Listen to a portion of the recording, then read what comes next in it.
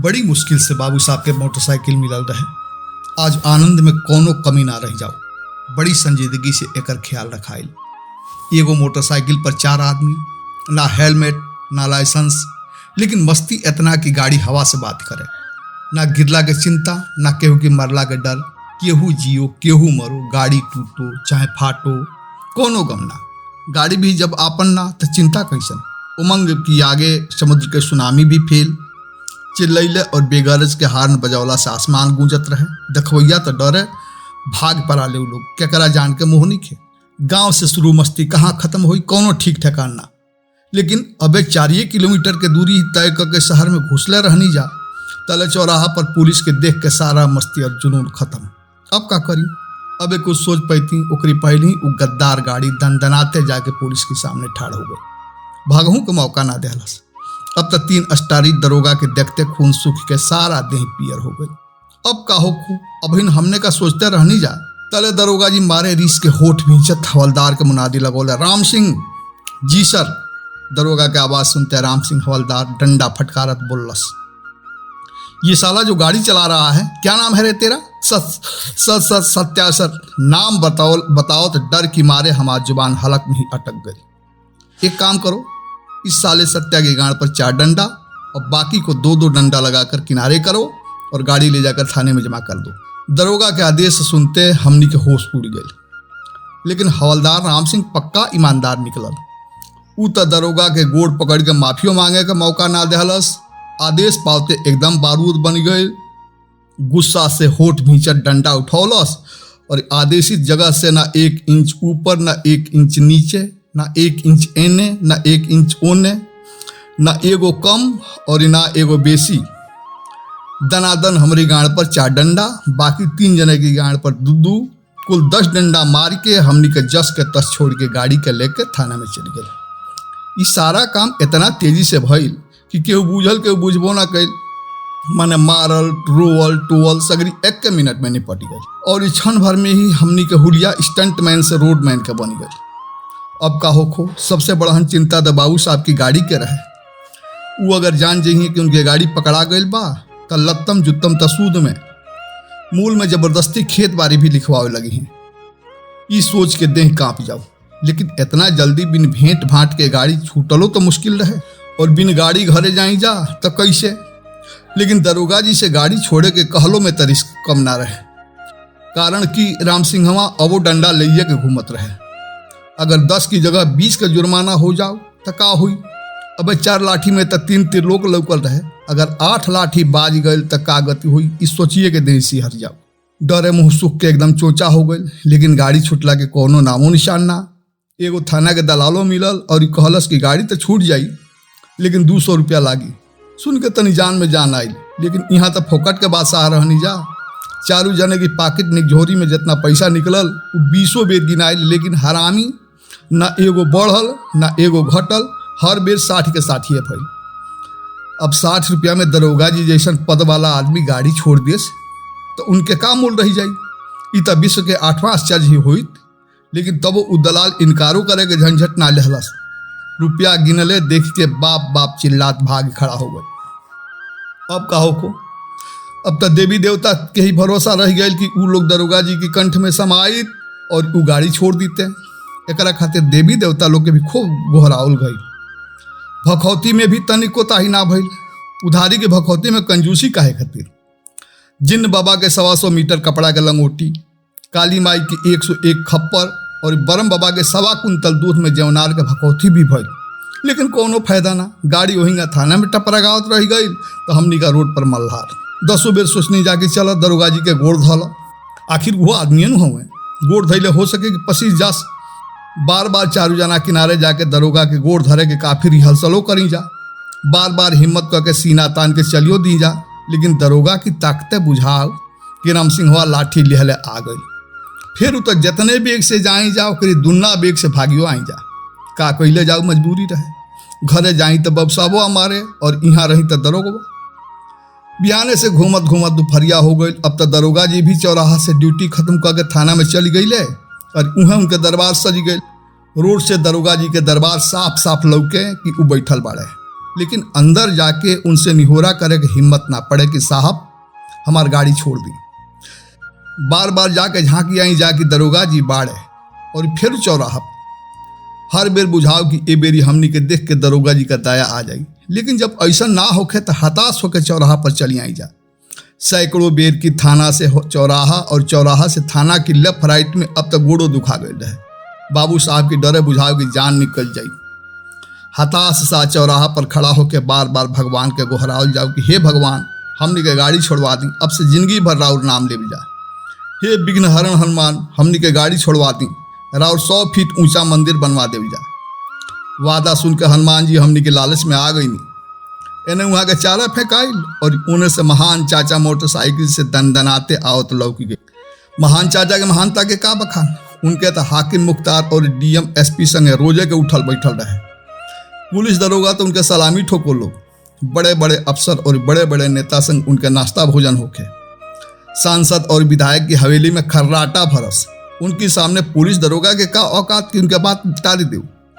ठनहन शरीर पर झकझक कुर्ता पैजामा, गटई में लाल और हरिहर रंग के किनारी वाली सफेद गमछी, चाप कट दाढ़ी वाला भरल पूरल मुंह में भर मुंह पान चबा के जब उचल तब देखूं वाला झिप जाओ। भौकाल ते इतना कि सामने संशय की कोनो गुंजाइशे ना। पीठ पीछे चाहे केहू कुछ बतियावे। ऐसा महान और रसोखदार महान चाचा के देखते हमनी के आंख चमक उठल और दौड़ के जाके उनकी मोटरसाइकिल के आगे खड़ा हो गई नीजा। हमनी के देखते वो गाड़ी रोक दे हले और पान के पिक के देह पर गिरला से बचाओ ऊपर मुंह करके पूछले का हुआ यहाँ का कही हो। चाचा दरोगा हमनी के गाड़ी पकड़ ले बा, बिना भूमिका के सीधे मुद्दा के बात बताओ हमार मुंह सूख गई। वो क्यों? चचा चारू जना मोटरसाइकिल से जात रहनी हजा, पते न चलल है कि चौराहा पर चेकिंग होता, चलिए नहीं हजा। चचा गाड़ी भी साहबवा के है, वो जान जाए तो खटिया खड़ा कर दी। एक के सांस में अपन सारा बात कही गई नहीं।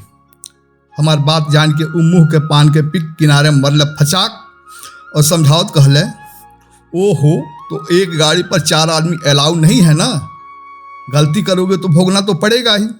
लेकिन चचा अब तक गलती हो गई बा, कोनो तरह गाड़ी छोड़ा नहीं चचा, राव जिंदगी भर नाम। हमरी कहते उनके भौकाली जागी गई। अरे यार पहले कहले रहता तो अब रातिए हमारी घर दरोगा जी के दावत रहुए, खस्सी के मीट बनवले रहूँ, थाना के पूरा स्टाफ गए रहुए, वही जतारो दरोगा से लेकर पूरा स्टाफ से परिचय करवा दी रहती।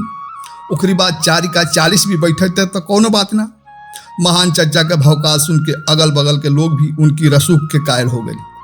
लेकिन हम बीचे में वहाँ के बात काट के हाथ जोड़ विनती करत कहनी, चचा परिचय बाद में करवा दे, आज हमके खाली बचा ली चाचा, ना तो बाब साहब बहुते मारी। हाँ छोड़ा देता नहीं, पहले सुनो तो।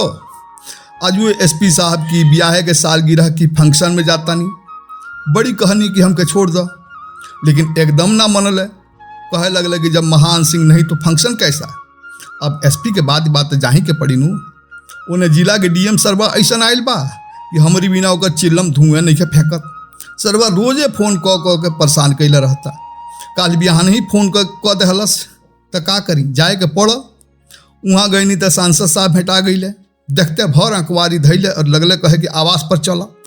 अब का करी, सांसद हुए जाए खातिर उनकी गाड़ी में बैठे नहीं तो सारा दिन उनकी गाड़ी में घूमते बर्बाद हो गई।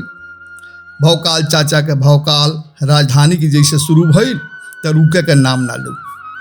दरोगा के का मजाल के महान सिंह के भतीजा के गाड़ी रोक ली हैं, लेकिन ई जान लो कि डीएम एसपी से सिफारिश आसान बा, लेकिन ई 2 कौड़ी के पुलिस दरोगा से सिफारिश कई बहुत मुश्किल बाबा।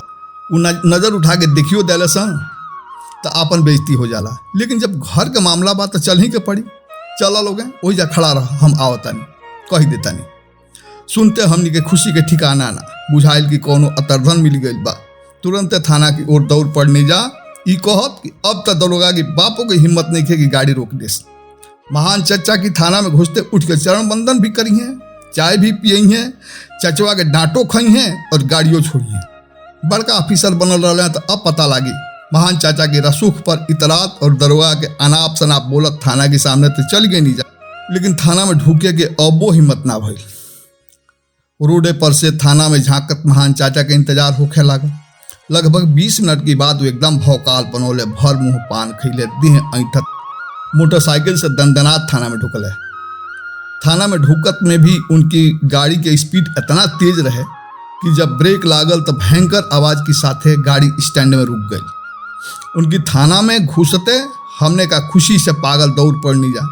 हालांकि हमने की विश्वास की विपरीत महान चाचा के देख के भी दरोगा ना कुर्सी से उठल, ना उनके अगवानी कैलस, ना कुछ कैलस। दरोगा के ई बर्ताव भी हमने का निमन ना लागल, लेकिन ई ओ लोग के मामला रहे, हमने का करी जाए। गाड़ी की थाना के हाथा में खड़ा करके महान चाचा स्टाइल से उतरले और पान के पिक के बचाव ऊपर मुंह कैले दरोगा जी से आदाब बंदगी करत उनकी ओर बढ़ी चल रहे। साहब नमस्कार। ओ कहिए साहब का हाव है? महान चाचा के स्टाइल से चलल और दरोगा से आदाब बंदगी देख के हमने का बुझा गई कि सही में दरोगा से उनका पुराना रोटी चोटी के रिश्ता बा। नहीं तो दरोगा से ए तरह बतियाल सबकी बस के बात कहाँ बा। अब तक खाली उनका दरोगा से हाथ मिला के कहला बस के देरी बा, गाड़ी छोड़ला में तनिको देरी नहीं के। अब तो हमने के खुशी के ठिकाना। लेकिन दरोगा तो महान चाचा के स्टाइल पहले ही से देखत रहे।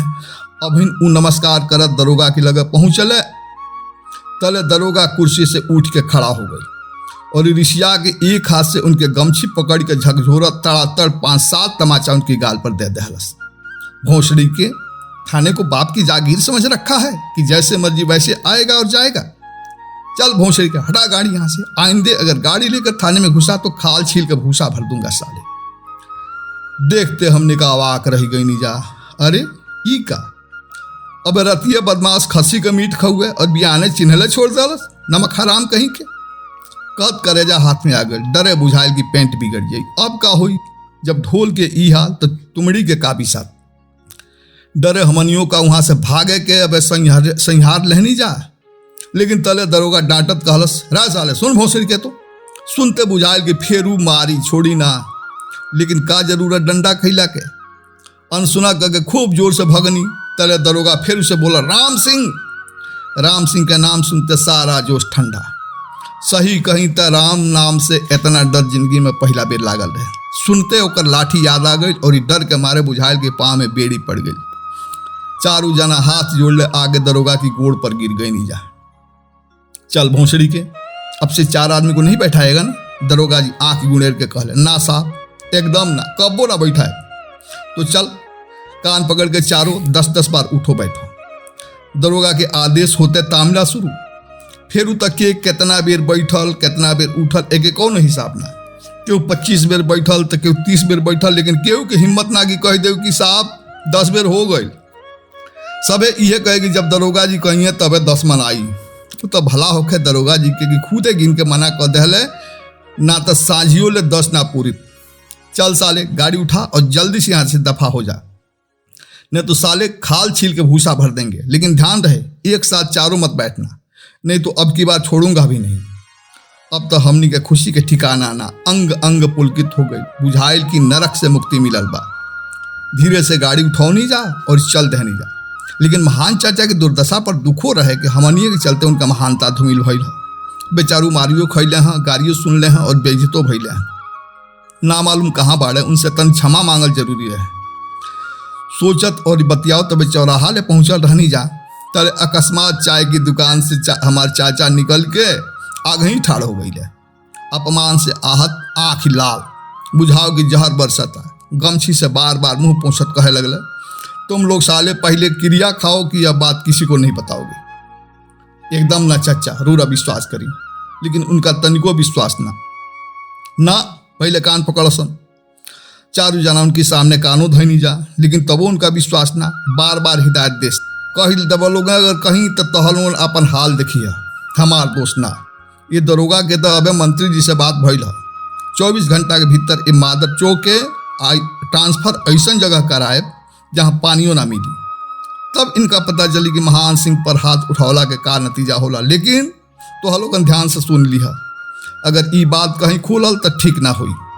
कम से कम 10 बेर ले कान धो के क्रिया खैला की बादे हमनी का उनसे मुक्ति मिलल। तब से आज ले ई राज हम केहू से नहीं बतौले। आशा बाकी रो सब हम केहू से ना बताए।